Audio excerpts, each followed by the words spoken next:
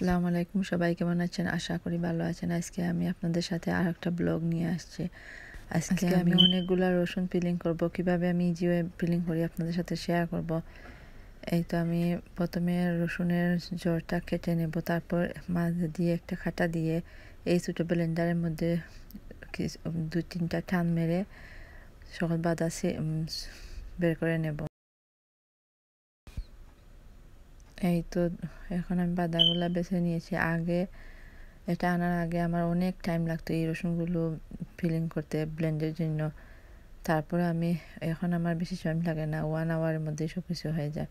আগে 4-5 আওয়ার লাগতো। এই তো আমি ফিলিং করে ফেলেছি। এখন আমি ব্লেন্ড করে নিয়েছি। এখন আমি একটা স্পুন দিয়ে ছোটো ছোটো করে রেখে দেবো এক তরকারির জন্য একটা। এটা করে রাখলে রান্নার জন্য অনেক ইজি হয়। আর রসুন যখন কাটা হয় শরীরের মধ্যে এমন গন্ধ করে, যেটা আমি লাইক করি না। রসুন শেষ, এখন আমি রান্নার জন্য প্রিপারেশন নিচ্ছি। এই যে আজকে আমি চিকেন বিরিয়ানি রান্না করে ফেলবো ইজি হয়ে। অনিয়ন পেঁয়াজের মধ্যে সব মশলা দিয়েছি, মরিচ, হলুদ, কারি পাউডার, দালচিনি, এলাচ, আদা, রসুন দিয়ে আমি নেড়ে নিচ্ছি।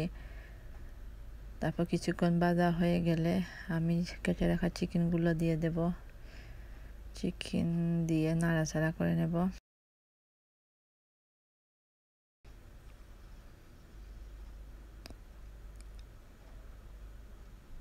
এই তো চিকেনগুলো দিয়ে দিয়েছি।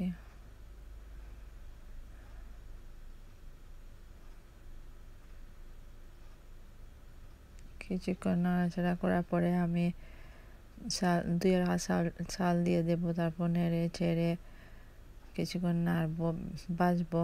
তারপর আমি পরিমাণ মতো পানি দিয়ে কিছু ধনিয়া দিয়ে ডেকে দেব। বেশি টাইম যাবে না, তো কিছুক্ষণ রেখে দেওয়ার পর পোলাওটা হয়ে যাবে। হয়তো হয়ে গেছে। এগুলো তো ধরো বাচ্চারা খাবে, কিন্তু ঘরে তো আরও মানুষ রান্না করতে হবে। তো কিছু সমোসাও বেজে নিচ্ছি। এখন পোলাওয়ের সাথে সমোসা খেতে ভালো লাগে।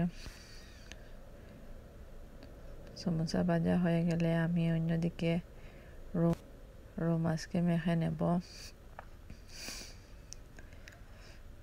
মাছটা ভাজবো, ভেজে একটু এই তো মশলা করে নিই। 2টা পেঁয়াজ দিয়েছি, আদা, রসুন,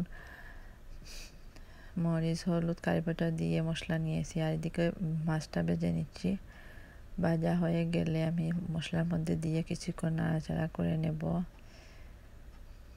কিছুক্ষণ নাড়াচাড়া করার পর এটা বেশি সময় নাড়তে হবে না, নামিয়ে নেব।